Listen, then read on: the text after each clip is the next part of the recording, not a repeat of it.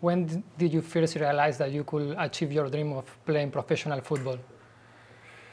I can't sort of think back and remember me thinking to myself, okay, now I can be a pro. There wasn't really that moment in time. It was more, okay, I took the opportunities that came with me. I kept working away. Had opportunity when I was at Century United to move to the Football Kings, which was the professional team that started up in Australia, and got the opportunity to move to that. So really I just worked away, worked hard, kept that dream going, and I guess when that opportunity came up to be a pro with the Football Kings, I was thankful that I was offered that opportunity and took it, I guess, with both hands, and once I was there, worked away and did my best for that team as well, and from there moved to Europe, yeah. Now, if I think of you, I also think of Auckland City FC. Now you are representing the club not as a footballer anymore, but can you tell us what is your current role in the club and what are your expectations for the year? Yeah, look, I was blessed to have the opportunity after coming back from Europe to join Auckland City, the franchise, and spoke to Ivan Vucevic on the phone. And my family's from Auckland, obviously connected here to Century United FC, played many years here, had many great moments with that club, and with Auckland City FC being in the National League here and doing well. It was a great opportunity to come back to, and from the start, really enjoyed my time here. It was great to be back in New Zealand and playing football here for Auckland FC. Enjoyed as a footballer. I was, thought in a way I was potentially coming close to retirement.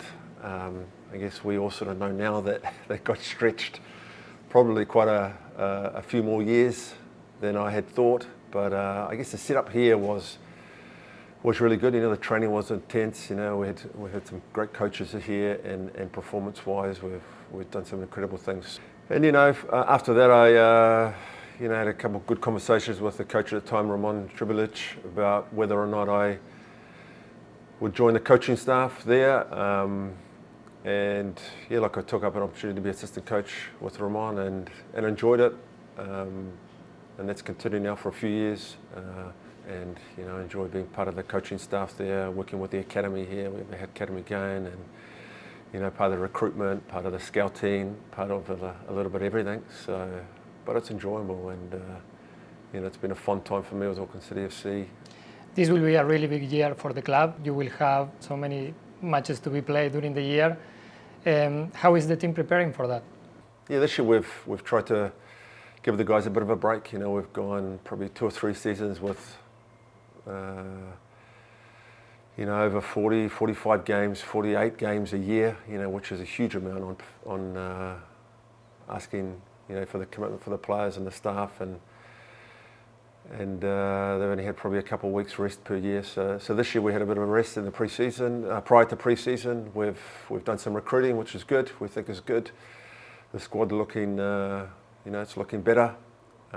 Training's been pretty good, and planning that trip. It's difficult to plan too close to June, to the FIFA Club World Cup. We have a lot of games before that. We have a lot of training sessions. We have some games in the local regional league coming up first. So, it's just a really bit of a slow burn for us to increase the ability of the squad, the fitness of the squad, to come closer to being able to perform well in these tournaments. I left a few photos for you on that table. Okay. If it's possible, I would like to take one by one. But before passing to the next one, I would like to know the first thoughts that come to your mind when you see the photo. Okay. We'll start with this one. All right. Yeah, it's a good photo. Yeah, that's my boy Luka. Yeah, amazing time for me and the family. Very proud of what he's done. To have someone in the family also to wear the fern is very special.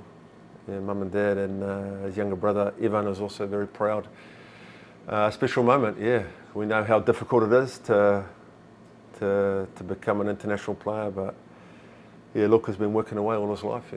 Both my boys, they love football, and they watched me play a little bit, and for us and for him, it's a great reward for that. It was a special time in Tahiti for him. hopefully he can keep working hard at that.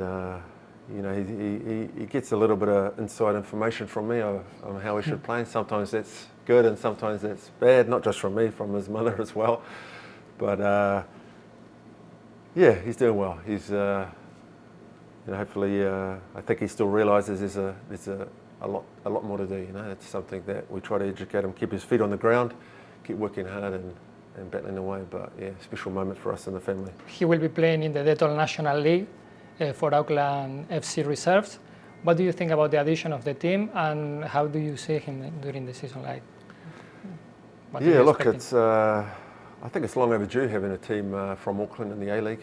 You know, I was involved in the first team, Football Kings, many years ago, but with the population we have in New Zealand and you know, the desire for that, I think it's been overdue. I think Auckland FC obviously started really well and some great results and doing really well. So, you know, for Luka, it's another test, it's another opportunity to be involved with their reserve team.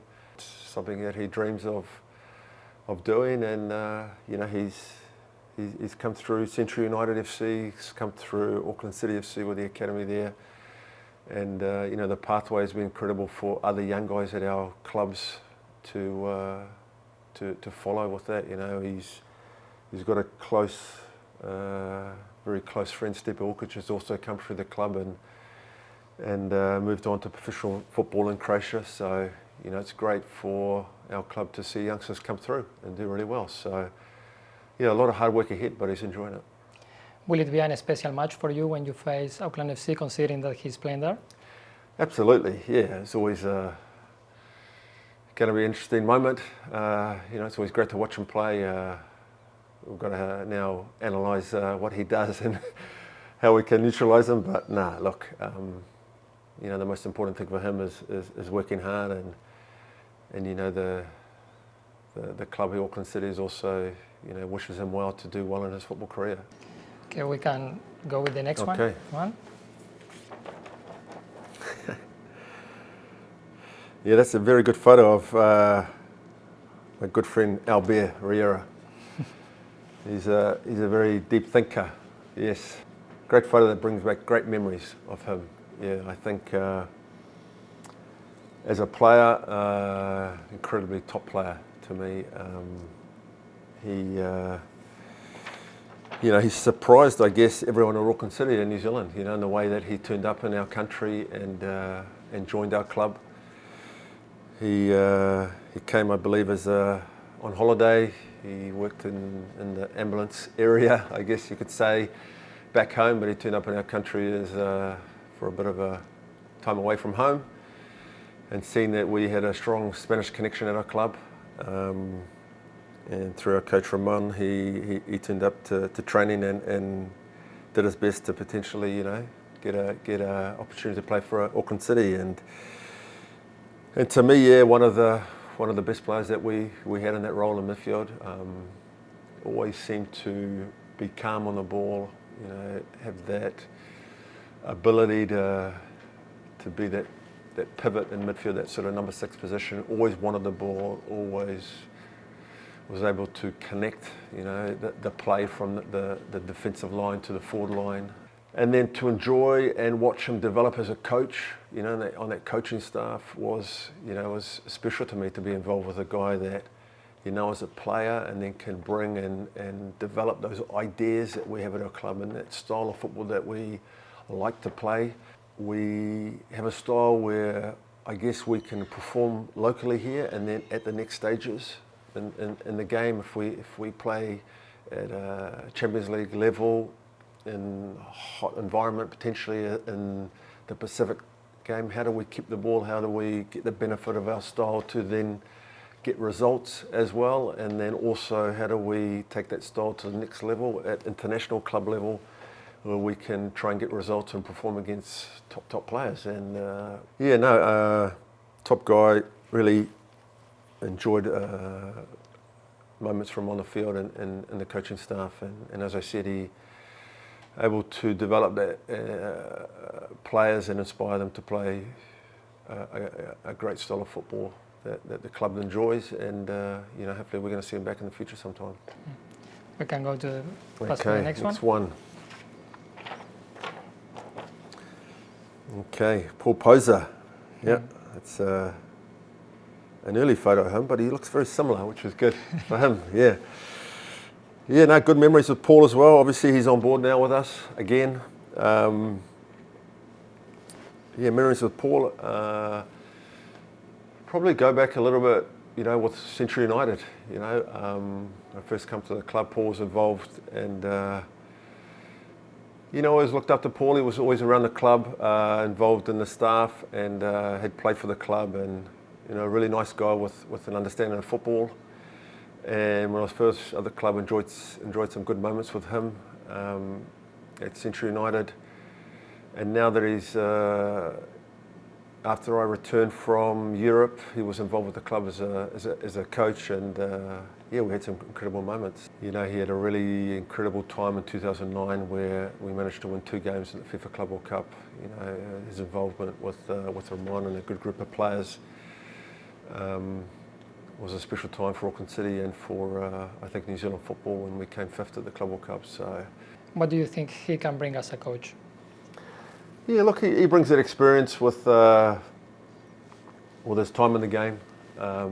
He knows what goes on at the club behind the scenes and everything, and he's been on the international scene with tours. So he's going to again bring experience to the game. And this year we have a large squad, probably a little bit larger than usual. So I think he deals well with players as well. So those elements he'll bring to the club, which is good. We can pass to the last one. Last one. Oh yeah, very good. Very good photo, yeah, in 2014 with a couple of friends of ours, Ramos and Ronaldo, yeah. Yeah, very iconic photo, yeah, I would say. It brings back incredible memories, just that feeling of an incredible time that the club had and myself and family to be really proud of. Yeah, it's something that as a kid, you'd never expect would happen, from a young boy, young player coming through from West Auckland, playing at my first club, Massey AFC, and to grow and to develop into a man, and then with the club to go on to the international scene and to get results on the world stage that when you think back now, to come as a team to come 3rd at a FIFA Club World Cup is incredible. You'd never have ever dreamt of that for a football team, and for our club to do that was an amazing time. And after the 3rd and 4th game, we're on the field just enjoying the moment with staff and players and all the hard work that had gone into it, and as an amateur team for us to do that. And it, also as a football person, understanding the level that you have to perform at, it's going to be, with all due respect, very difficult to replicate again. A really proud moment, and I got a tap on the shoulder. When we're waiting there, we're all waiting potentially to line up to get the medal as a team, and tap on the shoulder that, I'd received the call up for the bronze ball was, just a bit of a shock. And yeah, a great moment for me. Just it makes me proud also as a player and my family to have been involved in many top and memorable occasions for sport in New Zealand. What do you remember about that photo? Did you get the chance to exchange some words with them, with Ronaldo, Sergio Ramos? Yeah, look, just common good words, well done, and I think a couple of hugs each, brief little interchange, I think, Ronaldo, and it seemed to be a little bit disappointed that he didn't get the gold, ball, which again, it just goes to show that what kind of a player and person he is. Always wanted to be the top, always wanted to be the best. So yeah, really special moment, for me and for the club to be standing up there along with those guys and the country as well. To, as I mentioned, to have a New Zealander involved up there and doing that was really special. Now, you had an amazing tournament in 2014. Why do you think specifically that team could achieve that 3rd position? Yeah, look, I think was a group of players and staff that had been together for a few years. Look, if I look back to 2010, it's a little bit very similar with the group of players that were in the national team. But in 2014, we had a group of players that had been together many years. Our coach, Ramon, was very dedicated to the style of play that we played, to be able to unlock teams at every level, and the buy-in for the players and the dedication that the club and the staff, all the way from the chairman down, to give us, I guess, an opportunity to play a way of football, to prepare in a way where it can give us a chance. And we do that, all the time that we have a tour. We try to work all the way down to that finer detail.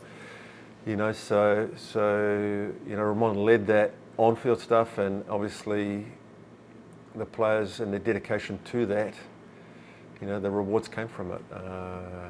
It's understandable at that level you also need to perform well on the field, but then you need to have that rub of the green sometimes during the game. I think the first game, the longer the game goes, the more you're still in the game, the more, which is any game, the more chance you're going to have of getting a result. And we grew into that game.